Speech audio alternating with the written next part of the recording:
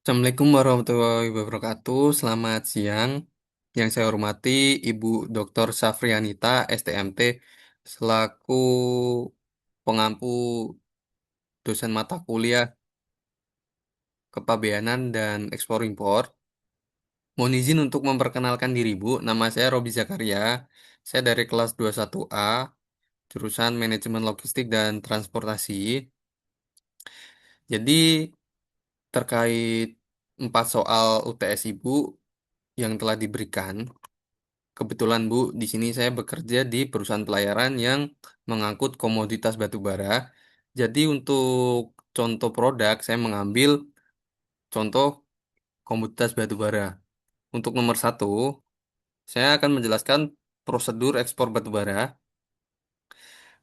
Jadi proses ekspor batu bara diawali dengan kesepakatan antara pihak penjual dan pihak membeli. Di sini kesepakatan menjelaskan terkait spesifikasi batu bara, seperti nilai kalori, kadar sulfur, moisturizer atau dan kadar air, jumlah muatan, harga, metode pembayaran, serta jadwal pengiriman.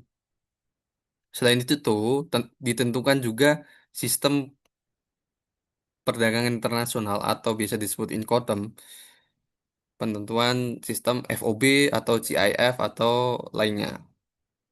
Setelah kontrak disepakati antara pihak eksportir dan pihak bayar, maka pihak eksportir menyiapkan kargonya yang dari stockpile. Stockpile ini merupakan area untuk menyimpan batu bara sebelum dilakukan proses pemuatan di tongkang.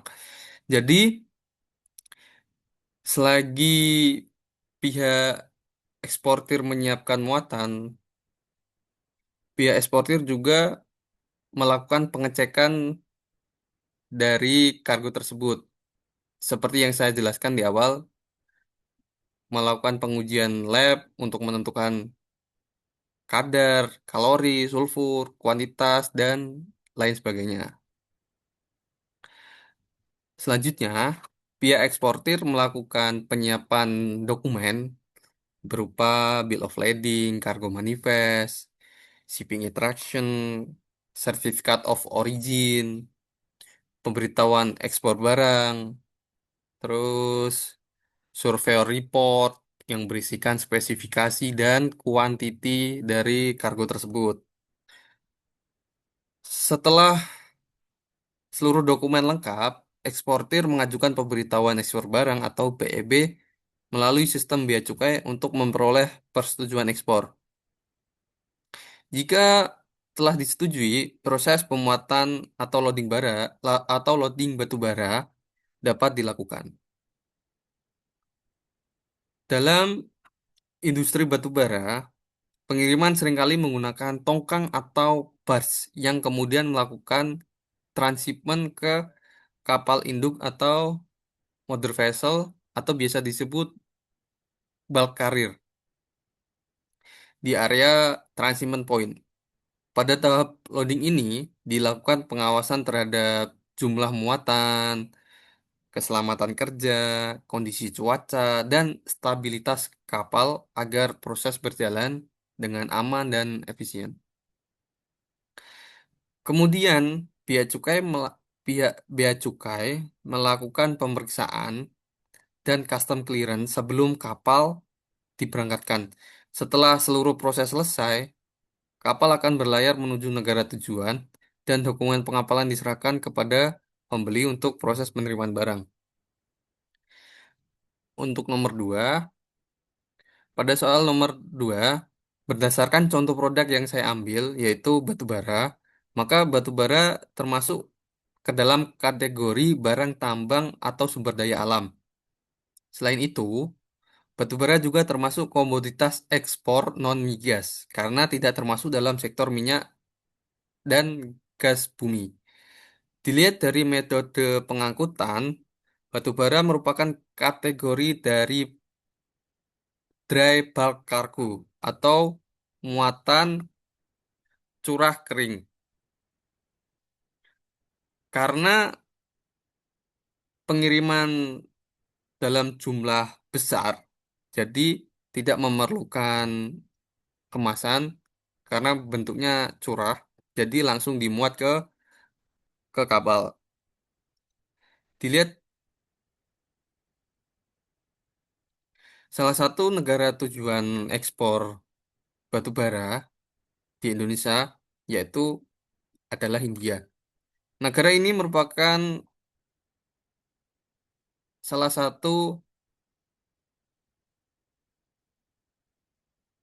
salah satu importir terbesar Indonesia karena memiliki kebutuhan energi listrik yang tinggi sehingga membutuhkan pasokan batu bara dan batu bara yang besar karena kan pembangkit listrik dan industrinya memerlukan banyak dari Indonesia. Untuk nomor tiga,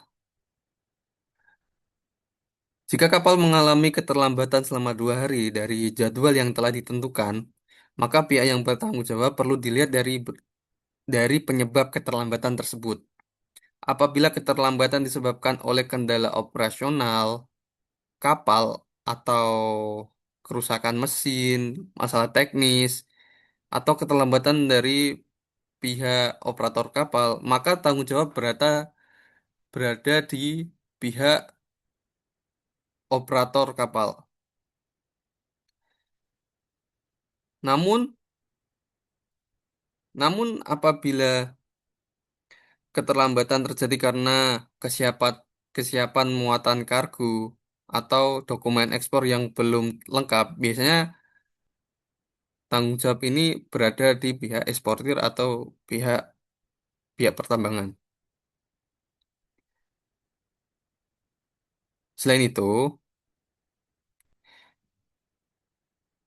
selain selain itu, keterlambatan selama 2 hari dapat menimbulkan dampak operasional maupun biaya tambahan.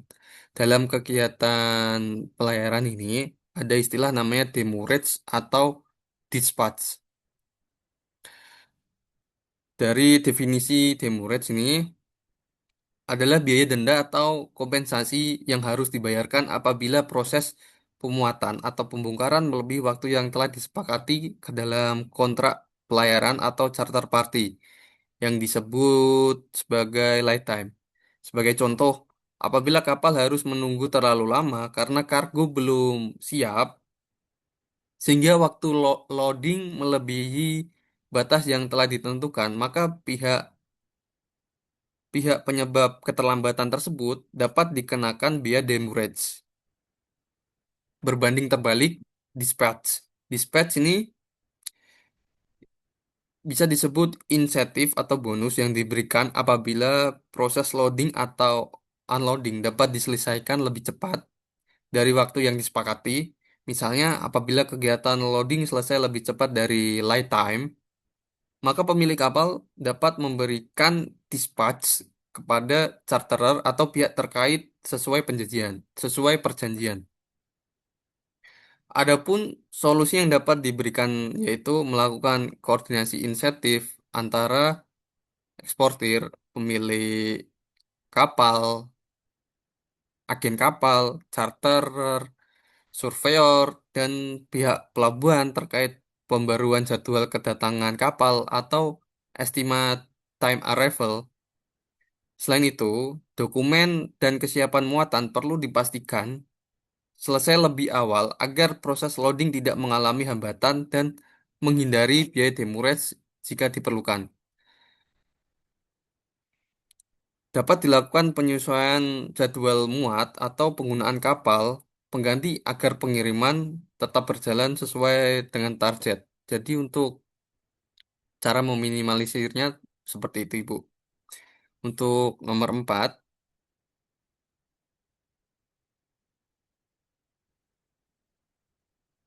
fasilitas kepabeanan untuk memperlancar ekspor batu bara.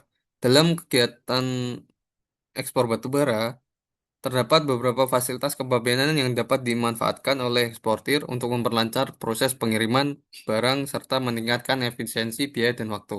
Pertama yaitu PEB. PEB secara elektronik dalam ekspor batu bara menjadi dokumen utama yang diajukan un- melalui sistem bea cukai sebagai pemberitahuan resmi kegiatan ekspor. Dengan sistem elektronik ini, proses administrasi menjadi lebih cepat, transparan, serta mengurangi resiko keterlambatan akibat kesalahan dokumen. Manfaatnya adalah membantu mempercepat proses custom clearance sehingga kapal dapat segera melakukan proses pengapalan lebih cepat. Yang kedua yaitu kemudahan kemudahan impor tujuan ekspor atau KITE. Walaupun lebih umum digunakan pada industri manufaktur, fasilitas ini tetap dapat dimanfaatkan apabila perusahaan batubara melakukan impor bahan atau peralatan tertentu yang mendukung kegiatan ekspor. Manfaatnya adalah pengurangan atau pembebasan biaya masuk sehingga membantu efisiensi biaya operasional.